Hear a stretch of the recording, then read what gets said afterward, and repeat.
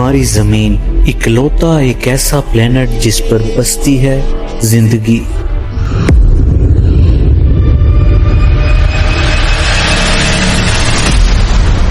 پانی، زمین اور آسمان، ہماری دنیا کے کونے کونے میں جیون پل رہا ہے۔ کہیں پر گہرے سمندر ہیں تو کہیں پر دھول بھرے ریگستان اور کہیں پر آسمان کو چھوتی ہوئی اونچی پہاڑیاں۔ بڑا ہی انوکھا ہے یہ سیارہ، لیکن جتنا انوکھا یہ سیارہ ہے اتنے ہی انوکھے وہ حادثات تھے جن کی وجہ سے آج ہماری زمین نے یہ روپ اختیار کیا۔ اگر ہم ہماری زمین کے ماضی کی طرف جھانک کر دیکھیں تو ہمیں دکھائی دیں گے وہ حادثات جو کہ تباہ کن تھے، جن حادثوں نے ہماری زمین کی بنیاد رکھی۔ اگر ماضی میں وہ حادثات نہ گھٹتے تو آج نہ ہمارا سورج ہوتا، نہ ہی ہماری زمین ہوتی اور نہ ہی زندگی کا کوئی وجود ہوتا۔ ہماری زمین کا ماضی سنسنی خیز حادثوں سے بھرا پڑا ہے کہ آخر کیسے ہمارے اس سیارے کا آغاز ہوا، وہ ایسے کون سے حادثات تھے جنہوں نے ہماری زمین کے بننے میں اہم کردار ادا کیا۔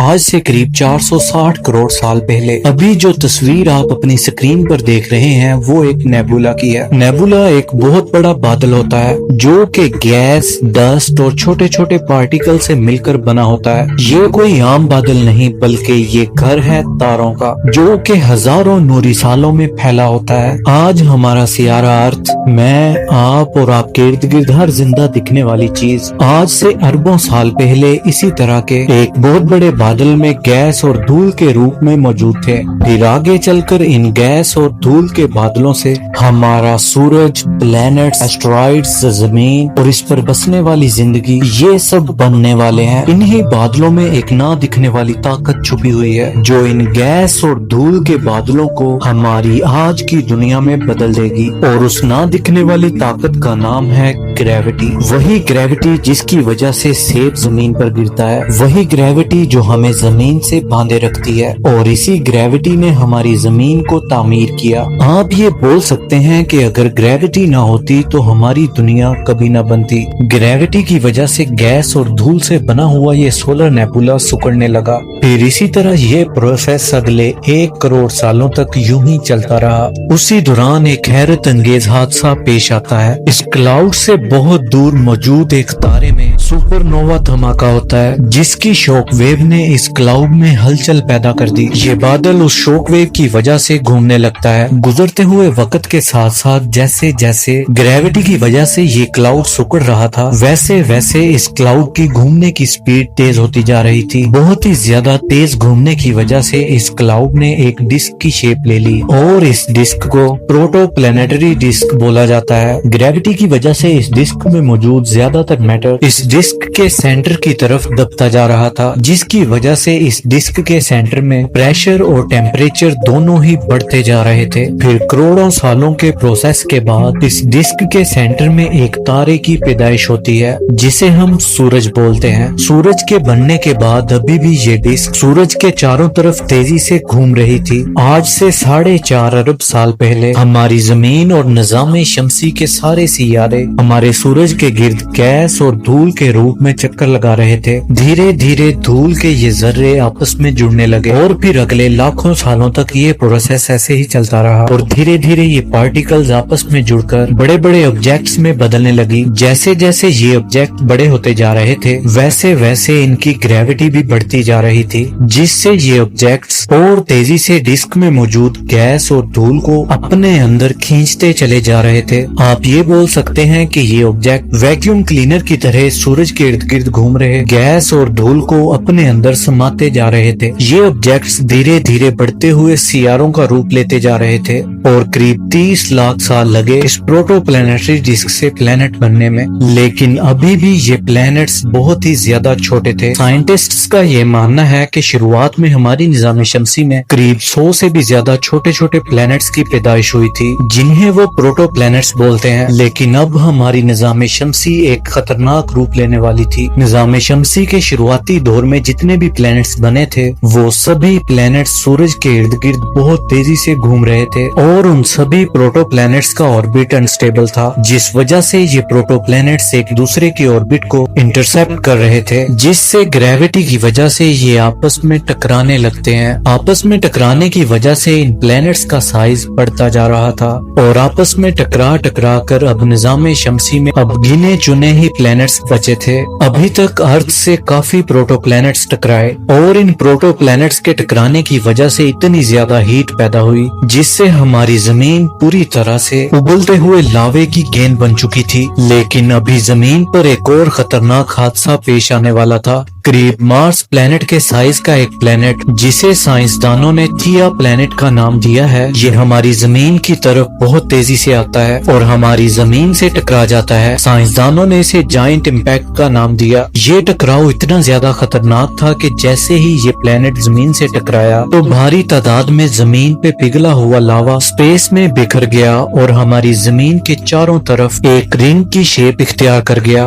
और वक्त के साथ साथ वो रिंग एक ऑब्जेक्ट में बदलने लगी, जिसे हम आज चांद कहते हैं। दोस्तों, चांद के बनने में साइंटिस्ट अपनी अलग अलग थ्योरीज देते हैं। जैसा कि कैप्चर थ्योरी के मुताबिक ऐसा माना जाता है कि चांद भी कोई प्रोटो प्लैनेट था, जो कि हमारी जमीन की ग्रेविटी की वजह से इसकी ऑर्बिट में आके फंस गया। वहीं एक थ्योरी और भी है कि जब जमीन की तामीर हो रही थी, उसके साथ साथ जमीन के ऑर्बिट में चांद भी इसके साथ ही तामीर हो रहा था। लेकिन जब साइंटिस्ट 1969 में पहली बार चांद पर गए, तब अपोलो 11 के एस्ट्रोनॉट्स चांद की मिट्टी को अपने साथ जमीन पर लेकर आए। चांद से लाई गई उस मिट्टी पर एक्सपेरिमेंट किए गए और साइंटिस्ट ने अपनी रिसर्च में ये पाया कि चांद की मिट्टी भी हमारी जमीन की मिट्टी से मेल खाती है, जो कि ये साबित करती है कि कहीं न कहीं चांद भी हमारी जमीन का हिस्सा रहा होगा। साइंटिस्ट चांद के बनने के बारे में जायंट इम्पैक्ट थ्योरी को ही सही मानते हैं। उस सोलर नेब्यूला से जमीन बनने तक अभी तक 5 करोड़ साल गुजर चुके थे। चांद वजूद में आ चुका था, लेकिन हमारी जमीन का चांद आज की तरह बिल्कुल भी नहीं था। उस वक्त हमारी जमीन का चांद हमारी जमीन के इतने करीब था कि ये आज के मुकाबले में 15 गुना ज्यादा बड़ा दिखाई देता था और अपने शुरुआती दिनों में चांद भी एक उबलते हुए लावे की गेंद की तरह था। माजी में थिया प्लेनेट का जमीन से टकराना जमीन के लिए एक खतरनाक वाकया था, लेकिन अगर उस वाकये को इंसानों के नजरिए से देखा जाए तो आज की डेट में वो एक मौजज़ा ही था, क्योंकि थिया प्लेनेट के टकराव की वजह से हमारी जमीन अपने एक्सेस पर 23.5 डिग्री पर झुक गई, जिसका आगे चलकर जमीन पर बहुत फायदा मिलने वाला था। आज हम अपनी जमीन पर अलग अलग मौसमों को देखते हैं, जैसे सर्दी,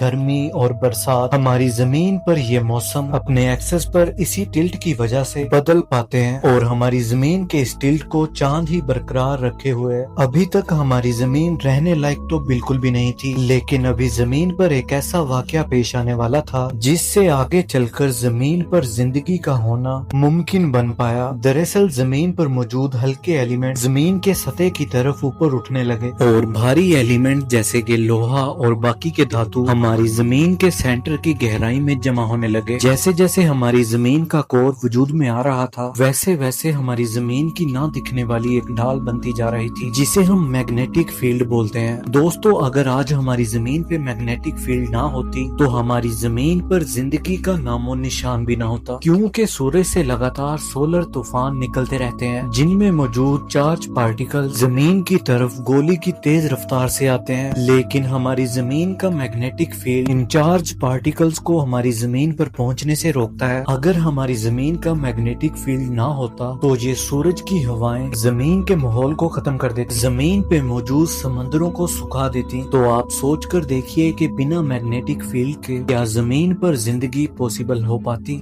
जमीन धीरे धीरे ठंडी होती जा रही थी और इसकी अलग अलग लेयर्स बनती जा रही थी। इसका क्रस्ट वजूद में आने लगा था। हमारी जमीन के बनने के इस प्रोसेस में हमारी जमीन का मैग्नेटिक फील्ड बन चुका था और हमारी जमीन का चांद भी वजूद में आ चुका था। अभी भी जमीन पर सबसे जरूरी चीज की कमी थी, पानी।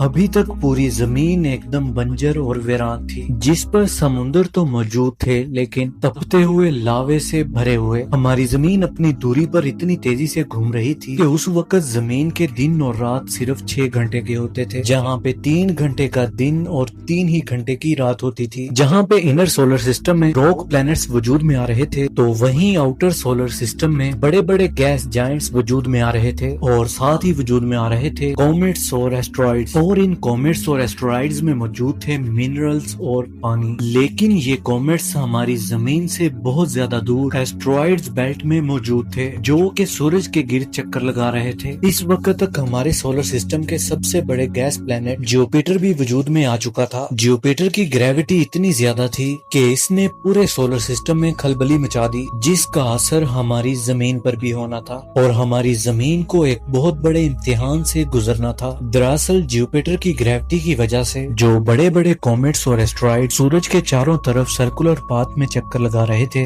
उन सभी बड़े बड़े कॉमेट्स और एस्ट्रॉइड्स ने जुपिटर की ग्रेविटी की वजह से अपने सर्कुलर पाथ को छोड़कर अब इलेक्ट्रिकल पाथ में सूरज के गिर्द चक्कर लगाना शुरू कर दिया। और जब इलेक्ट्रिकल ऑर्बिट में घूमते हुए वो बड़े बड़े एस्ट्रॉइड्स और कॉमेट हमारी जमीन के पास से होते हुए गुजरे, तो हमारी जमीन की ग्रेविटी ने उन्हें अपनी तरफ खींचना शुरू कर दिया और हमारी जमीन पर होती है खतरनाक एस्ट्रॉइड्स और कॉमेट्स की बारिश। एस्ट्रॉइड्स और कॉमेट्स की ये बारिश लाखों सालों तक ऐसे ही चलती रही। कॉमेट्स हमारी जमीन की तरफ आते और ये अपने साथ ढेर सारे मिनरल्स और ढेर सारा पानी लाते, जिससे हमारी जमीन पर समंदर वजूद में आने लगे और अब हमारा प्लेनेट जिंदगी के काबिल बनता जा रहा था। दोस्तों, आप जब भी पानी पियो तो एक बार ये जरूर सोचना कि आप जिस पानी को पी रहे हो उसकी एक एक बूंद लाखों करोड़ों किलोमीटर दूर कॉमेट्स और एस्ट्रॉइड्स के अंदर बनी थी। और इस चीज के लिए आपको जुपिटर का शुक्रगुजार होना लाजमी है, क्योंकि उसकी ग्रेविटी की वजह से वो पानी हमारी जमीन तक पहुंच पाया, जिसके बाद आप और मैं इस दुनिया में आ पाए, क्योंकि बिना पानी के जमीन पर जिंदगी मुमकिन नहीं हो पाती। अभी तक उस सोलर नेबुला से जमीन के बनने तक लगभग 150 करोड़ साल गुजर चुके थे। हमारी जमीन की ऊपर वाली सतह ठंडी होकर ठोस होने लगी थी,